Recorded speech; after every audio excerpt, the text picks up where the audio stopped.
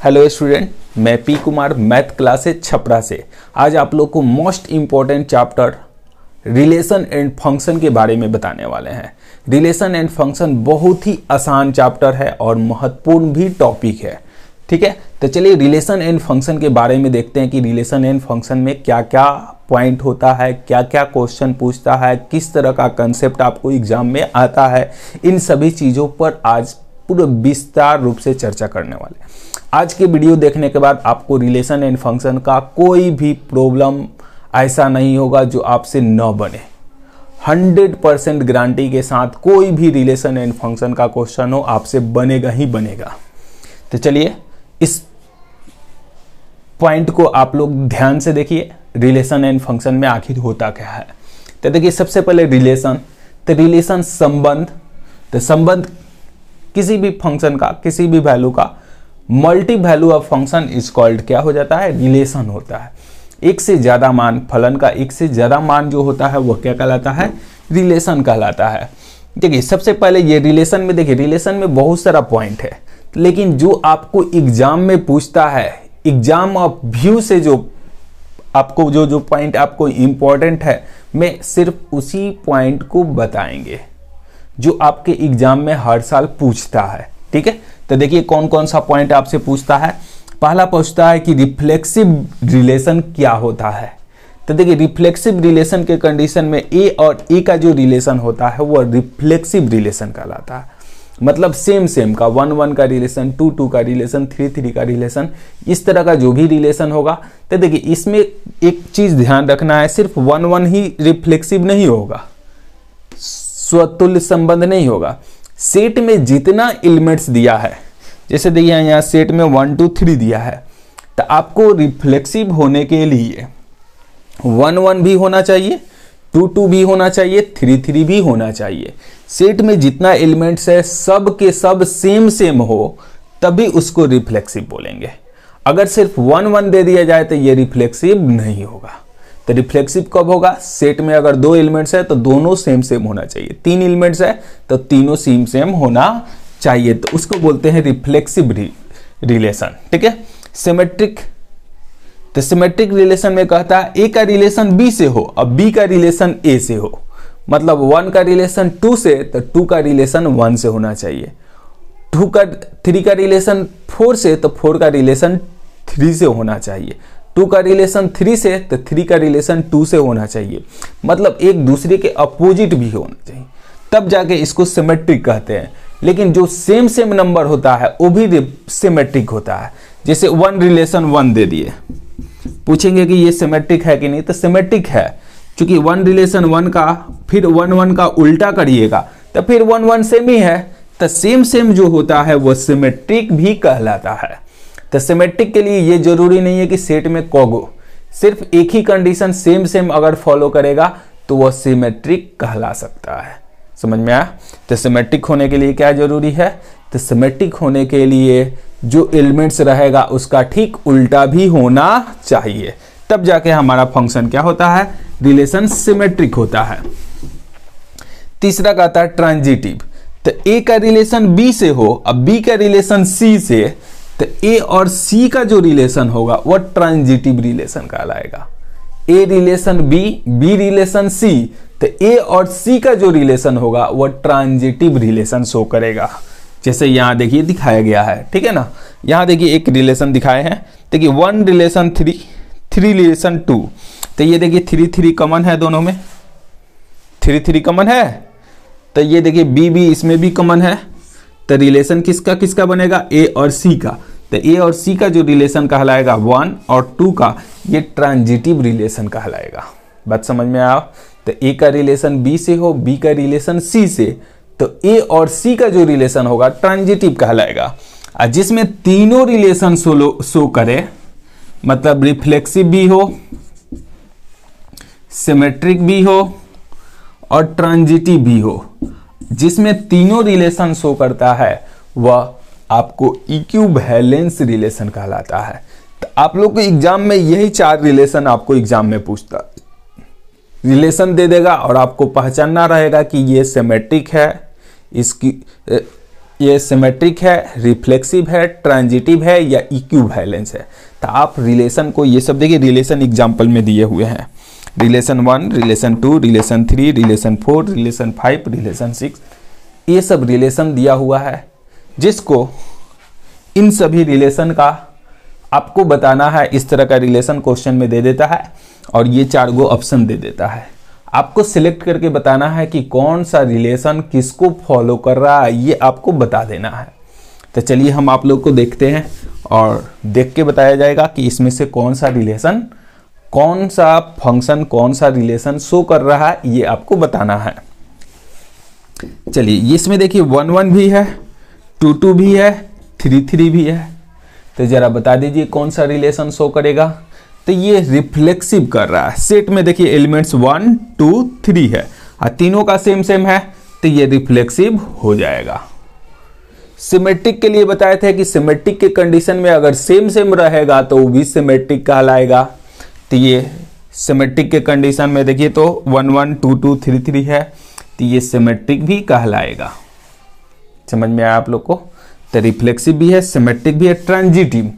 तो ट्रांजिटिव के कंडीशन में अगर सेम सेम रहे तो ट्रांजिटिव कहला सकता है। चूंकि देखिए 1 1 लिए और फिर रिलेशन 1 1 का है और इम्प्लाई 1 1, तो देखिए ये बीच वाला सेम किया तो 1 और 1 का रिलेशन है। तो जो सेम सेम होता है वो ट्रांजिटिव भी होता है। तो जो सेम सेम होता है सिमेट्रिक भी, ट्रांजिटिव भी। लेकिन रिफ्लेक्सिव होने के लिए सेट के सभी एलिमेंट्स भी सेम सेम होना चाहिए। लेकिन सिमेट्रिक और ट्रांजिटिव होने के लिए सिंगल भी रहेगा तब भी सिमेट्रिक और ट्रांजिटिव कहला सकता है। समझ में आया आप लोग को। तो ये कंडीशन आप लोग, तो ये ट्रांजिटिव भी हो जाएगा। तो ये तीनों रिलेशन शो कर रहा है, इसलिए इसको इक्विवेलेंस रिलेशन भी बोल सकते हैं। इक्विवेलेंस रिलेशन भी बोल सकते हैं।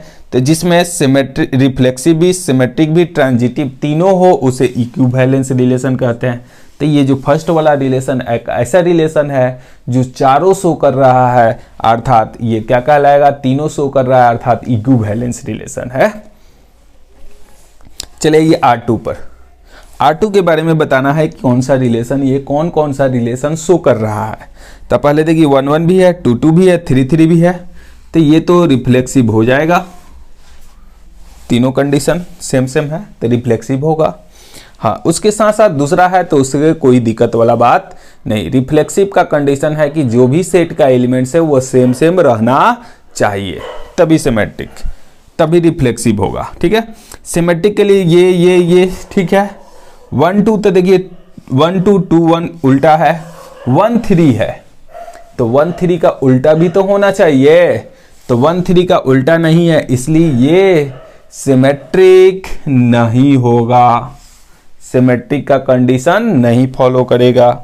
हाँ, फिर ट्रांजिटिव के लिए ये चलेगा, ये चलेगा, ये चलेगा। ये देखिए 2 2 कॉमन तो 1 1, तो 1 1 है। इसमें देखिए 1 1 कॉमन तो मिल जाएगा 2 और 3। 1 1 कॉमन तो क्या मिल जाएगा, 2 और 3। 2 और 3 इसमें है क्या, 1 1 कॉमन है, तो 1 1 कॉमन है, A B है, B C है, तो हम लोग को A और C होना चाहिए। तो A और C इसमें कहीं नहीं है, इसलिए ट्रांजिटिव भी नहीं होगा। ये सिर्फ और सिर्फ क्या कहलाएगा, रिफ्लेक्सिव कहलाएगा। ठीक है, सिमेट्रिक के लिए 1 3 का उल्टा होना चाहिए, इच एलिमेंट्स रिलेशन को फॉलो करना चाहिए। अगर एक भी एलिमेंट्स इसमें का अगर रिलेशन को फॉलो नहीं करेगा तो वह रिलेशन ये सिमेट्रिक, ट्रांजिटिव या रिफ्लेक्सिव नहीं कहलाएगा। समझ में आया आप लोग को। चलिए ये यहां अब 2 2 है, तो बताइए तो रिफ्लेक्सिव कहलाएगा, नहीं कहलाएगा, क्योंकि 2 2 के लिए के साथ साथ 3 3 भी होना चाहिए और 1 1 भी होना चाहिए। तो 1 1 तो है लेकिन इसमें 3 3 नहीं है, इसलिए यह रिफ्लेक्सिव नहीं कहलाएगा। ठीक है, फिर आ जाइए सिमेट्रिक। तो सिमेट्रिक के लिए 2 2 तो होगा, ये देखिए हाँ 2 3 और उल्टा भी है 3 2 और सेम सेम है तो वो चीज़ है तो ना। तो ये देखिए सेम सेम है, उल्टा है, इसलिए सिमेट्रिक कहलाएगा। A B और B A का रिलेशन फॉलो कर रहा है और सेम सेम वाला एलिमेंट्स है, तो सेम सेम वाला ऑलरेडी सिमेट्रिक ठीक है, सेम सेम नंबर्स क्या होगा, सिमेट्रिक होगा। और ये उल्टा वाला शो कर रहा है, अर्थात ये क्या हो जाएगा, सिमेट्रिक हो जाएगा। समझ में आ रहा है आप लोग को? हाँ, ट्रांजिटिव जरा चेक कर लीजिए। तो देखिए 3 3 कॉमन है, तो 2 2 तो 2 2 तो है ना। और किसी में कोई कॉमन वाला कंडीशन, तो और किसी में कोई कॉमन वाला कंडीशन नहीं है, अर्थात ये ट्रांजिटिव भी है। तो रिफ्लेक्सिव नहीं है, सिमेट्रिक और ट्रांजिटिव है। ठीक है, हाँ, अब 1 2 आ गया, 2 1। तो जरा आप ही लोग बता दीजिए लोग, ये कौन सा रिलेशन शो कर रहा है? तो ये सिंपल सा सिमेट्रिक रिलेशन शो कर रहा है। फर्स्ट वाला नहीं है, सिमेट्रिक है। और ट्रांजिटिव, तो ट्रांजिटिव में देखिए 2 2 तो क्या 1 1 है, 1 1 इसमें शामिल नहीं है।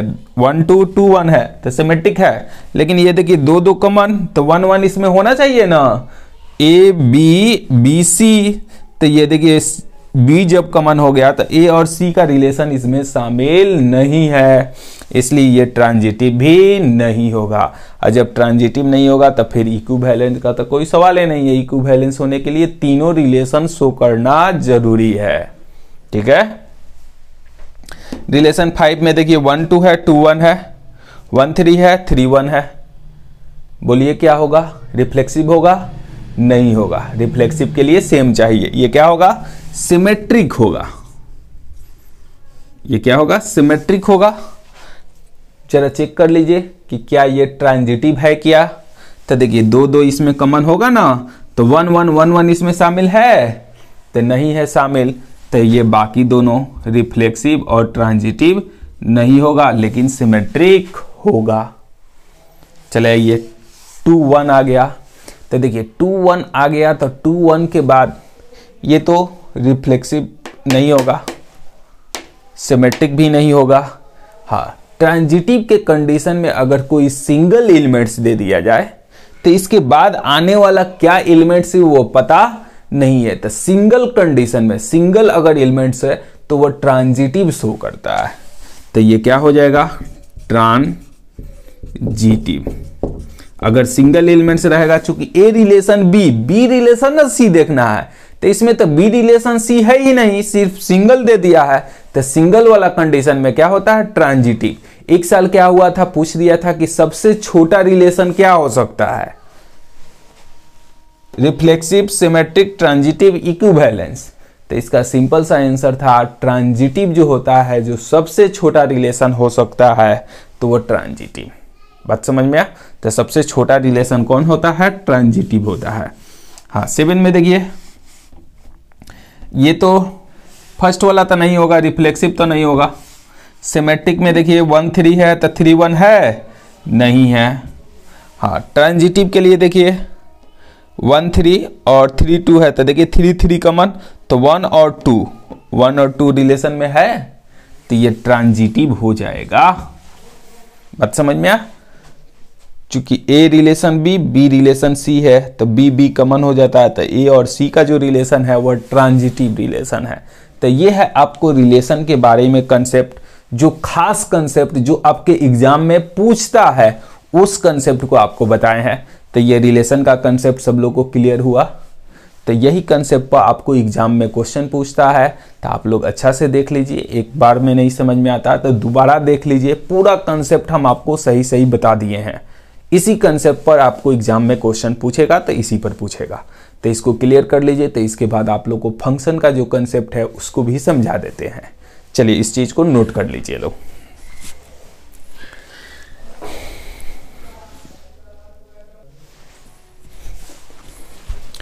चलिए देखिए लोग, नेक्स्ट पॉइंट, फंक्शन। रिलेशन के बाद जो पॉइंट आता है वह होता है फंक्शन। फंक्शन भी बहुत ही सिंपल सा कंसेप्ट है, थोड़ा सा दिमाग दीजिएगा लोग। फंक्शन का क्वेश्चन आप 100% श्योर बना सकते हैं। ठीक है, तो थोड़ा सा ध्यान दीजिए लोग, आराम से बना सकते हैं लोग। देखिए लोग, इसमें क्या करना है, 1 1 many 1 onto into function. हाँ, ये मोनोटोनिक फंक्शन में आ जाता है, ठीक है ना, जिसमें 1 1 देखना रहता है, मेनी 1 देखना रहता है, ऑन टू देखना रहता है, इनटू देखना रहता है। एकाएकी 1 1, बहुएकी मतलब एक से ज्यादा के लिए आच्छादक, ऑन टू फंक्शन, अनाच्छादक, इनटू फंक्शन, या अंतक्षेपी भी लिख देता है, ठीक है ना, अनाच्छादक को। ठीक है, तो देखिए लोग, इसमें क्या करना है, अगर एक एक से जुड़ा हो तो इसको बोलेंगे 1 1, ठीक है। और ये देखिए इसमें ऑल एलिमेंट्स को बोलते हैं कोडोमेन, और जो जुड़ा है उसको बोलते हैं रेंज। तो कोडोमेन और रेंज देखिए तो आपस में बराबर है क्या, ऑल एलिमेंट्स तो y1 y2 y3, और जो जुड़ा है तो y1 जुड़ा है, y2 जुड़ा है, y3 जीरो, दोनों के दोनों सेम है। तो कोडोमेन इक्वल टू रेंज हो जाता है ना, तो उसको बोलते हैं ऑन टू फंक्शन। तो 1 1 ऑन टू फंक्शन कहलाएगा। ये जो फंक्शन दिया गया है 1 1 भी है, साथ में ऑन टू भी है। क्यों? क्योंकि कोडोमेन इक्वल टू रेंज है। इसमें देखिए, यहां देखिए तो एक ही फंक्शन y1 x1 से भी जुड़ा है, x2 से भी जुड़ा है, x3 से भी जुड़ा है, तो इसको बोलेंगे मेनी वन। ये मेनी वन है, ठीक है। हाँ, अगर इसमें देखिए कोडोमेन पूछेंगे तो y1 y2 दोनों बोलिएगा, ऑल एलिमेंट्स को बोलते हैं। रेंज किसको बोलिएगा, तो जो जुड़ा है उसको सिर्फ बोलेंगे। तो जुड़ा हुआ है तो रेंज y1 है सिर्फ, और कोडोमेन y1 और y2 दोनों है। क्या ये दोनों बराबर है? तो बराबर नहीं है। तो नहीं होने के कंडीशन में इसको इनटू फंक्शन बोलेंगे। तो कोडोमेन इक्वल टू रेंज नहीं हो तो इनटू लिख भी देते हैं, codomain not equal to range हो तो इसको इनटू बोलेंगे। यही चीज अगर कोडोमेन इक्वल टू रेंज हो जाए तो ये हो जाता है आपको कौन सा फंक्शन, ऑन टू फंक्शन। हाँ, कोडोमेन मतलब होता है सह प्रांत, और रेंज मतलब होता है परिसर। समझ में आया? तो अगर बराबर हो तो ऑन टू फंक्शन, अब बराबर नहीं हो तो इन टू फंक्शन। समझ में आ गया? तो ये हो गया आपको फिगर से फंक्शन अगर दे दे, इस तरह का फंक्शन दे दे कि कोई फंक्शन f है जिसका मान 1 2 है, 2 3 है, 4 1 है, ठीक है ना, और कहे कि ये फंक्शन चेक करिए कि वो 1 1 फंक्शन है कि नहीं, कि मेनी वन है कि ऑन टू फंक्शन है। तो आप फट दें दो गो फिगर खींच दीजिएगा, ये 1 2 4 वाला को फर्स्ट में, फर्स्ट वाला को फर्स्ट में, और 2 3 1, ठीक है। और इस तरह मैच करा के देख लीजिए। तो सिंगल से मैचिंग किया है तो 1 1, और साथ में कोडोमेन इक्वल टू रेंज है तो ऑन टू हो जाएगा। अगर एक ही चीज दो बार में से मैचिंग करता तो मेनी वन हो जाता। समझ में आया? तो ये हो गया आपको 1 1 ऑन टू मेनी वन का कंसेप्ट। समझ में आया? तो आपको इस तरह का क्वेश्चन पूछता है, और इस तरह का फंक्शन वाला भी क्वेश्चन आपको देखने को मिल जाएगा एग्जाम में। क्वेश्चन 1 नंबर में भी और 2 मार्क्स दोनों में पूछता है, ठीक है। तो चलिए इस क्वेश्चन को भी समझ लेते हैं। इस तरह क्वेश्चन फंक्शन में दे दिया जाए तो आप कैसे सॉल्व करिएगा। बहुत ही सिंपल काम है। देखिए 1 1 चेक, इस तरह का फंक्शन दे दे तो देखिए सिंगल पावर है ना, तो बिना सॉल्व किए, बिना देखे अगर ऑब्जेक्टिव क्वेश्चन बना रहा है तो आंख मूंद के मार दीजिए 1 1। कब? जब सिंगल पावर रहेगा तब। समझ में? बिना देखे बिना सोचे मार दीजिएगा 1 1। कब? जब सिंगल पावर रहेगा तब। चलिए चेक करके, अगर क्वेश्चन 2 मार्क्स में पूछ दे तो आपको तो 2-3 लाइन सॉल्व करके दिखाना पड़ेगा ना। तो इसके लिए क्या करना है, 1 1 चेक करने के लिए 1 1 चेक करना है तो इसके लिए सिंपल सा काम करना है, f(x1) बराबर f(x2) डालकर सॉल्व करना रहता है। तो यहां डाल देंगे तो 3x1 + 1, 3x2 + 1, 1 से 1 कैंसिल, 3 से 3 कैंसिल। तो x1 बराबर x2 ओनली मिले, मतलब सिर्फ यही मिले, x1 बराबर x2 ही, तो इसको बोलते हैं 1 1 फंक्शन। सिर्फ x1 बराबर x2 मिलेगा तो इसके अलावा कोई दूसरा मान नहीं रहना चाहिए, तो इसको बोलेंगे 1 1। तो ये सिंगल पावर में हमेशा 1 1 ही आएगा। हाँ, चलिए इसके लिए अब चेक कर लेते हैं कि इसके लिए 1 1 चेक करना है। तो फिर इसमें डाल दीजिए x1 और इधर भी x2 डालेंगे तो x1 का स्क्वायर -1, x2 का स्क्वायर -1, -1 कैंसिल, x1 का स्क्वायर इसको बुला देंगे तो x2 का स्क्वायर इक्वल टू 0। एक बार माइनस में लिख सकते हैं और एक बार प्लस में लिख सकते हैं। तो एक बार माइनस में और एक बार प्लस में। तो तो एक बार फर्स्ट वाला को जीरो करिएगा, x1 माइनस x2 को जीरो, और एक बार x1 प्लस x2 को भी जीरो करेंगे। तो इसको जीरो जब करिएगा तो x1 बराबर x2 आ जाएगा, और इसको जीरो करिएगा तो माइनस x2 आ जाएगा। तो एक साथ दो दो मान आ गया। तो देखिए ई भी मान आ गया, ई भी मान आ गया। तो एक साथ डबल वैल्यू है, तो आपको फंक्शन की तरफ देखना होगा, फंक्शन की तरफ। तो फंक्शन हमारा रियल नंबर से रियल नंबर, तो रियल नंबर के कंडीशन में पॉजिटिव भी आंसर संभव है और निगेटिव भी आंसर संभव है। तो ई भी आंसर हो सकता है, ई भी आंसर हो सकता है। तो एक साथ डबल वैल्यू आ गया है, तो डबल वैल्यू आ गया है तो ये 1 1 न होकर मेनी 1 हो जाएगा, मेनी 1। समझ में आया? तो ये मेनी 1 फंक्शन कहलाएगा। समझ में आया? लेकिन वही नेचुरल नंबर का बात किया जाए तो नेचुरल नंबर के कंडीशन में देखिए पॉजिटिव वाला तो सिलेक्ट होगा, लेकिन निगेटिव वाला रिजेक्ट हो जाएगा। निगेटिव वाला कंडीशन क्या हो जाएगा? रिजेक्ट, क्योंकि नेचुरल नंबर निगेटिव नहीं होता है। तो ये वाला मान को हम लोग रिजेक्ट कर देंगे। क्यों रिजेक्ट कर देंगे? क्योंकि नेचुरल नंबर तो कभी निगेटिव होता ही नहीं है। तो जब ये नंबर रिजेक्ट हो जाएगा तो सिर्फ यही बचेगा क्या? तो नेचुरल नंबर के कंडीशन में ये फंक्शन 1 1 कहलाएगा, 1 1 एक ही फंक्शन, लेकिन कंडीशन के अनुसार एक बार 1 1 कहलाएगा, एक बार नहीं कहलाएगा। तो कहलाएगा इसलिए कि नेचुरल नंबर के कंडीशन में ये निगेटिव को रिजेक्ट कर दिए, क्योंकि वह आंसर में शामिल रहेगा ही नहीं, निगेटिव है इसलिए। तो सिर्फ हम लोग का एगो आंसर सिलेक्ट होगा, तो एगो से आंसर सिलेक्ट हो जाएगा तो 1 1 कहलाएगा। तो इस एफ, देखिए इस रूल सिंपल सा है कि f(x1) बराबर f(x2) को सॉल्व करिए। अगर सिर्फ ओनली x1 बराबर x2 मिले, ओनली, इसके अलावा दूसरा कोई नंबर मिलना नहीं चाहिए, तो 1 1 फंक्शन कहलाएगा। अगर इसके अलावा कोई दूसरा मान मिल जाता है तो 1 1 फंक्शन नहीं होगा, नहीं होगा अर्थात मेनी 1 होगा। तो 1 1 चेक करना बहुत ही सिंपल काम है, आप आसानी से चेक कर सकते हैं और एग्जाम में 1 और 2 मार्क्स का क्वेश्चन आसानी से बना सकते हैं। समझ में आया? इससे डिफिकल्ट क्वेश्चन आज तक कभी पूछा नहीं है और नहीं पूछता है। अब क्या पूछेगा अब इसके बारे में तो नहीं बता सकते हैं, लेकिन अभी तक जितना क्वेश्चन पूछा है इसी पैटर्न पर क्वेश्चन पूछा है। ठीक है, इस पैटर्न को फॉलो करिएगा, आराम से बना सकते हैं। इसके साथ साथ एक और चीज आपसे पूछ सकता है, onto function, onto function और इन टू फंक्शन।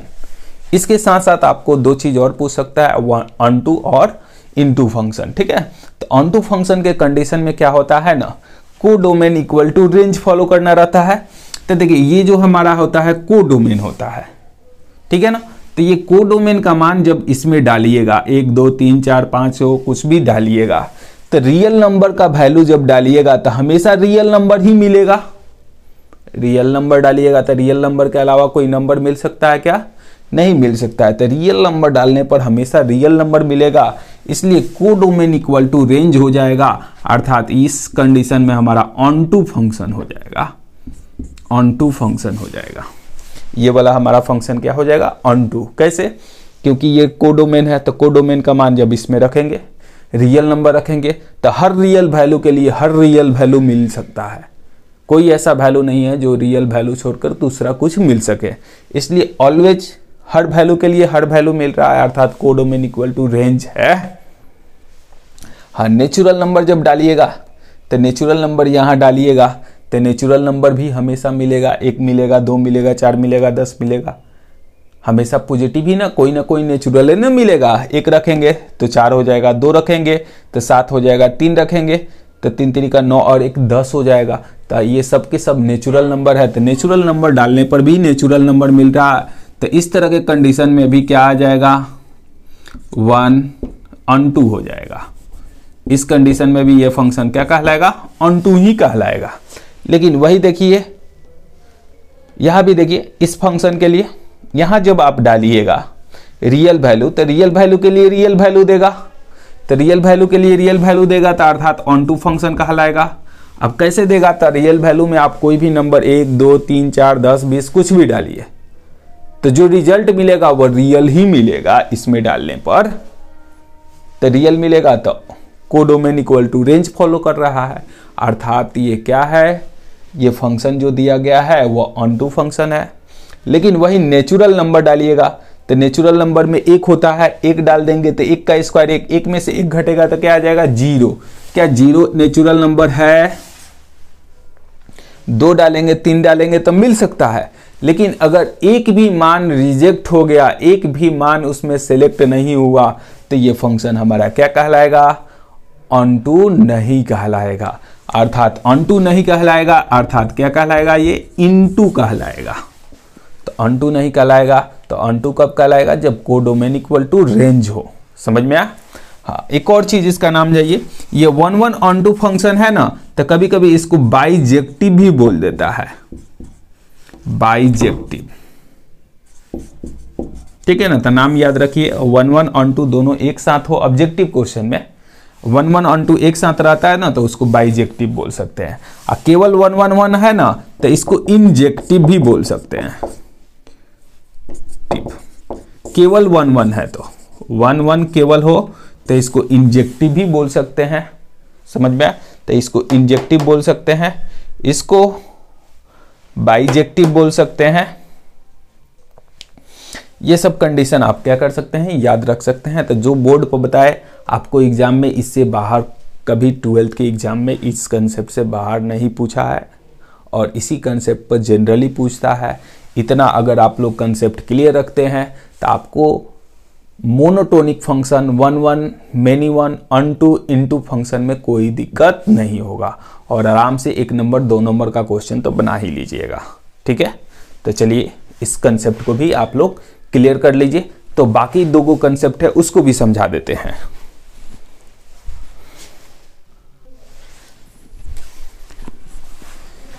चलिए देखिए लोग, बाकी के जो फंक्शन है उन सभी का कंसेप्ट आपको यहां,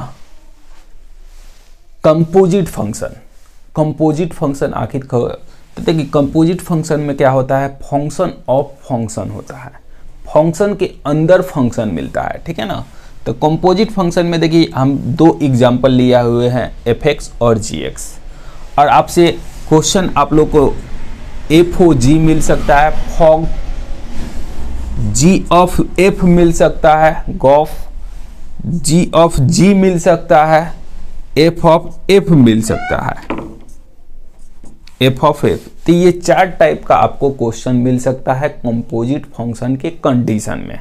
ठीक है, तो ये चारों कंसेप्ट समझ में आ गया। तो यही 4 कंसेप्ट आपको कंपोजिट फंक्शन में जनरली पूछता है एग्जाम में। ठीक है, तो चलिए इन कंसेप्ट को कैसे सॉल्व करते हैं यहां ध्यान से देखिए, आराम से सॉल्व कर सकते हैं, बहुत ही इजी है। थोड़ा सा 1 मिनट का ध्यान और आपको एग्जाम में 1 नंबर 2 नंबर का क्वेश्चन 100% आप बना दीजिएगा। ठीक है, देखिए यहाँ बताएंगे, आप लोग घर पर जाके प्रैक्टिस भी कर सकते हैं, क्वेश्चन बैंक में आया हुआ क्वेश्चन को भी बना सकते हैं। ठीक है, तो देखिए लोग, सबसे पहले बाहर वाला जो फंक्शन है, इसमें 2 फंक्शन है, f है और g है। तो जो बाहर वाला फंक्शन है सबसे पहले उसको लिख लेते हैं। पहले इसको ऐसे भी लिखा जा सकता है जी, f(gx), इस फंक्शन को ऐसे भी आप लिख सकते हैं। तो बाहर वाला फंक्शन fx है, तो fx को आप लिख लीजिए। तो fx में क्या दिया हुआ है, तो 3x + 1 दिया हुआ है। अब ध्यान से देखिए, x जहां है वहां हमारे पास क्या चाहिए, gx चाहिए। x जहां है वहां पर हमको क्या चाहिए, gx चाहिए। तो यहां भी x के जगह gx डाल देंगे, तो डाल दीजिएगा तो क्या मिल जाएगा, fx के जगह रख देते हैं हम gx रख देते हैं, LHS में भी और RHS में भी gx रख देते हैं, और +1, और gx का मान यहां से डाल लेंगे। LHS में तो इसका मान चाहिए और gx का मान यहां से डाल लेंगे, तो 3 × x² + 1 अर्थात 3x² + 1, यही क्या हो जाएगा, आपका आंसर हो जाएगा। समझ में आया? तो हम लोग क्या निकाल लिए, फॉग निकाल लिए। समझ में आया? तो f(g) निकाल दिए, फॉग निकाल दिए। तो फॉग कैसे निकाला जाता है समझ में आया आप लोग को? ठीक है ना, फॉग मारना नहीं है, निकालना है। ठीक है, चलिए अब आ जाएगा g(f). तो g(f) के लिए पहले g बाहर वाला फंक्शन है, g(f(x) लिख सकते हैं। तो जी ऑफ एफ एक्स लिख सकते हैं। तो पहले बाहर वाला फंक्शन को लिख लेना है, जी एक्स को। तो जी एक्स में क्या है, एक्स स्क्वायर है, एक्स की जगह डाल लेंगे एफ एक्स को। तो F x L H S में भी डाले एक्स के जगह, तो आर एच एस में भी डालिए एक्स की जगह। स्क्वायर है तो स्क्वायर कर दीजिए। अब एफ एक्स का मान यहां से ले लीजिए। तो एफ एक्स का मान कितना दिया हुआ है, 3x + 1 दिया हुआ है। स्क्वायरिंग कर देंगे तो 9x स्क्वायर 6x और +1 हो जाएगा। स्क्वायरिंग a² + 2ab + b² पर तोड़ दिए हैं। जो मान आया वही चीज क्या कहलाएगा, गॉफ कहलाएगा, जी ऑफ एफ कहलाएगा। समझ में? उसी तरह जी ऑफ जी, तो जी वाला फंक्शन लिखेंगे और फिर जी एक्स लिख देंगे। समझ में? तो ये जी लिख देंगे, जी का फंक्शन है, और फिर जी के अंदर फिर जी ही डाल देंगे। चलिए यहां भी देख लीजिए लो, ये जी वाला फंक्शन हम लिख दिए। तो जी वाला फंक्शन क्या है, एक्स स्क्वायर है, और फिर अंदर भी क्या डाल देना है हम लोग को, जी एक्स ही डाल देना है। तो ये जी एक्स का द होल स्क्वायर कर दिए।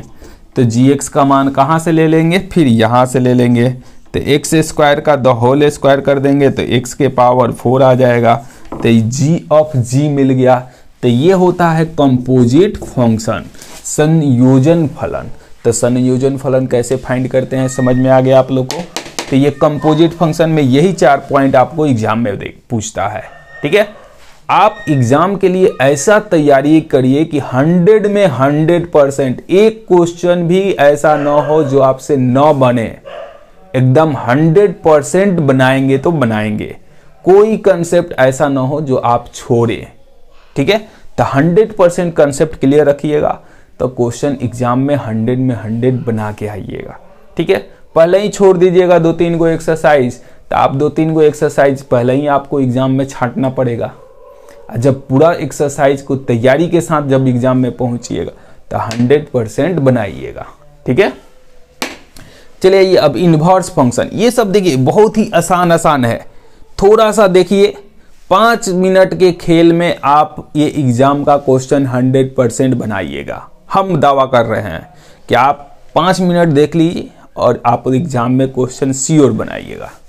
चलिए देखते हैं इन्वर्स फंक्शन में क्या करना है। इन्वर्स फंक्शन में देखिए एक ही फॉर्मूला है, F of F inverse x रहेगा ना, तो रिजल्ट क्या देता है, एक्स इन्वर्स एक्स देता है।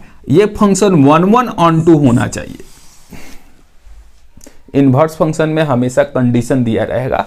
तो कंडीशन इसलिए दिया रहेगा कि हमारा जो फंक्शन है 1/2 हो। 1/2 रहेगा तभी आपका इन्वर्स डिफाइंड होगा। अगर 1/2 फंक्शन नहीं है तो हमारा फंक्शन इन्वर्स भी नॉट डिफाइंड कहलाएगा, अर्थात बाइजेक्टिव होना जरूरी है। ठीक है, 1/2 फंक्शन को बाइजेक्टिव बोलते हैं, तो होना कंपलसरी है। ठीक है, चलिए आ जाइए। अब देखिए ये x के जगह जब भी इन्वर्स फंक्शन फाइंड करना हो, एक ही कंसेप्ट है, x के जगह f इन्वर्स रख देंगे। तो LHS में भी डालेंगे और RHS में भी डालना होगा। अब इसका मान आप x लिख दीजिए, +3 इधर आ जाएगा तो -3, ये 2 गुना में इधर आ जाएगा तो भाग में। देखिए तो f इन्वर्स x निकल गया। क्या कभी कभी क्या करेगा ना, f इन्वर्स का मान z में दे देगा, तो z में भी दे दे तो यही आंसर टिक करिएगा, क्योंकि फंक्शन के कंडीशन में वेरिएबल बदलने से कोई अंतर नहीं आता है। तो z के जगह आप x भी रख सकते हैं, y भी रख सकते हैं, u भी रख सकते हैं, v भी रख सकते हैं। ठीक है, तो फंक्शन में वेरिएबल बदलने से कोई अंतर नहीं पड़ता है। तो z में भी देगा आंसर तो यही मारिएगा, x में भी देगा तो यही आंसर मारिएगा। समझ में आया आप लोग को। चलिए एक और क्वेश्चन दिखाते हैं, इसके लिए इन्वर्स फाइंड करना है। तो जब सेकंड क्वेश्चन के लिए, तो फिर इसमें भी सेम ही काम, x के जगह f इन्वर्स x डाल दीजिए, यहां भी डाल दीजिए f इन्वर्स x का द होल स्क्वायर -1। इसका मान x हो जाएगा, -1 इधर आ जाएगा तो +1 स्क्वायर है, अब इधर आएगा तो क्या कर देगा, रूट, तब इधर क्या बच जाएगा, f इन्वर्स x। यही जो मिलेगा वही क्या कहलाएगा, f इन्वर्स का आंसर कहलाएगा। तो इन्वर्स फंक्शन में इसी तरह का क्वेश्चन आपको कितना बार पूछा जा चुका है और जब भी पूछता है इस टाइप का ही पूछता है। तो थोड़ा सा ध्यान, ये भी आप लोगों को पूछा है इन्वर्स फंक्शन कब डिफाइंड होता है, तो याद रखिए 1 1 ऑन 2 फंक्शन रहे तब डिफाइंड होता है। ठीक है, तो ये कंसेप्ट है इन्वर्स फंक्शन के लिए, समझ में आया। अब आ जाइए बाइनरी ऑपरेशन। तो बाइनरी ऑपरेशन में आप लोग देखते होंगे 2 3 4 5 6 3 4 5 इस तरह का ऑपरेशन दे देता होगा और मान पूछता होगा कि इसमें से कौन सा मान होगा। तो देखिए उससे पहले आप लोग देखिएगा क्वेश्चन में इस तरह का ऑपरेशन दिया रहता है, तो इसी ऑपरेशन पर डाल देना है। तो अब देखिए इसमें 3 फंक्शन दिया हुआ है, तो इस तरह का मान दिया हुआ रहेगा। तो देखिए 2 और 3 का ऑपरेशन इसमें डाल देना। 2 नंबर के लिए ऑपरेशन दिया हुआ, तो ऑपरेशन कैसे डिफाइंड है, तो a प्लस बी, तो 2 प्लस 3 अब बाई 2 इंटू ए, तो a का मान कितना है 2, और ये ऑपरेशन 4 रहने देंगे, पहले इसको सॉल्व कर लेंगे। तो ये मिल जाएगा 5/4 ऑपरेशन 4 हो जाएगा। अब फिर देखिए 2 नंबर आ गया, तो 2 नंबर आ गया तो इसमें डाल दीजिए a के जगह 5/4 और b के जगह 4 बाई 2 इंटू ए की जगह बता दीजिए, a के जगह फर्स्ट वाला मान 5/4 कट जाएगा तो क्या हो जाएगा 2। अब इसको सॉल्व कर दीजिए लोग, तो ये मिल जाएगा 5 और 4 चौका 16/4 और ये मिल जाएगा 5/2, 2 से 2 कट जाएगा, ये मिल जाएगा ऊपर 21, ये दोनों को एक साथ कर देंगे तो 5 दूना 10 अर्थात 21/10 आंसर आप क्या कर सकते हैं, मार सकते हैं। बात समझ में आया आप लोग को। ये 2 ये भी बट्टा में ये भी बट्टा, तो एक साथ कर देंगे, ऊपर वाला को ऐड कर देंगे। तो ये कैलकुलेशन कैसे बाइनरी ऑपरेशन को सॉल्व किए समझ में आया आप लोग को। चलिए इसी ऑपरेशन को इसमें डालना है। इस बार ऑपरेशन ऐसे डिफाइंड है, तो देखिए 2 ऑपरेशन 3, तो 2 ऑपरेशन 3 के जगह 2 इंटू ए का मान 2 रख लेंगे और प्लस बी का मान 3 रख देंगे, -3 घटाएंगे और फिर ऑपरेशन जो 4 है वो जैसे के तैसे। चूंकि यहां देखिए 2 ही नंबर के लिए ऑपरेशन डिफाइंड है, तो ये 3 वो नंबर दिया है, तो तीसरा नंबर सेकंड टाइम यूज करिएगा। ये देखिए सॉल्व कर दीजिए, कैंसिल, अब हो गया 4, 2 और 2 4 और ऑपरेशन 4। अब इसको सॉल्व कर दीजिए, अब 2 नंबर है तो इसमें डालेंगे 2 इंटू 4 प्लस 4 अब -3, तो 4 दूना 8, 8 4 12, 12 में से 3 घट जाएगा तो आंसर क्या आ गया 1। तो इस तरह बाइनरी ऑपरेशन का क्वेश्चन को बनाना रहता है, जो कि काफ़ी सिंपल है, आसानी से मान खाली डाल देना है आपको, ऑपरेशन जो कहेगा। कभी कभी ऐसे भी कह देता है कि LCM है, अब ये 2 नंबर A और B का LCM से डिफाइंड है, तब जरा बताइए यहाँ 2 और 3 का LCM कितना हो जाएगा, 2 ऑपरेशन है ना, तो LCM हो जाएगा 6, फिर 6 और 4 का ऑपरेशन LCM कितना हो जाएगा, तो 12 हो जाएगा, अर्थात LCM कितना आ जाएगा 12।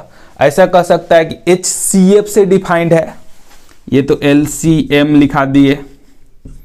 ऐसा कह सकता है कि HCF से डिफाइंड है, तो जरा 2 और 3 का HCF बता दीजिए। हाई कॉमन फैक्टर, तो हाई कॉमन फैक्टर क्या हो जाएगा, 2 और 3 के लिए 1 हो जाएगा, और ऑपरेशन फिर 4, ये 2 के लिए 1 हो गया, अब फिर 4 के साथ तो हाई कॉमन फैक्टर खोजिएगा तो फिर 1 ही हो जाएगा, अर्थात हाई कॉमन फैक्टर खोजिएगा तो 1 आ जाएगा, और लो कॉमन फैक्टर खोजिएगा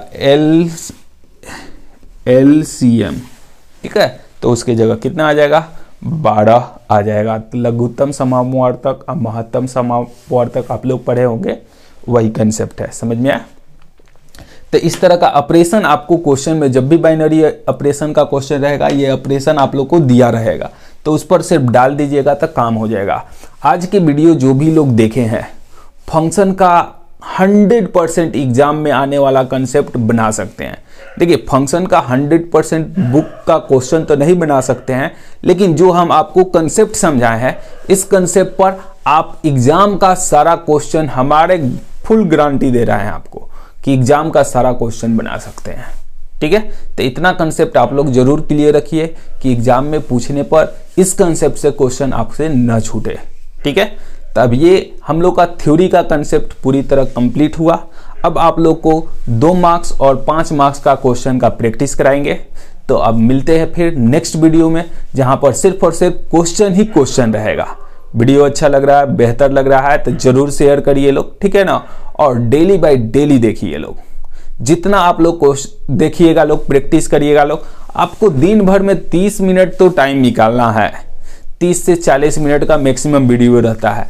तो 30 मिनट 40 मिनट आप डेली नहीं देख सकते हैं और एग्जाम के समय नहीं देख सकते हैं, तब कभी नहीं देखिएगा। इसलिए डेली बाय डेली जरूर वीडियो देखिए लोग। मिलते हैं अब नेक्स्ट वीडियो में।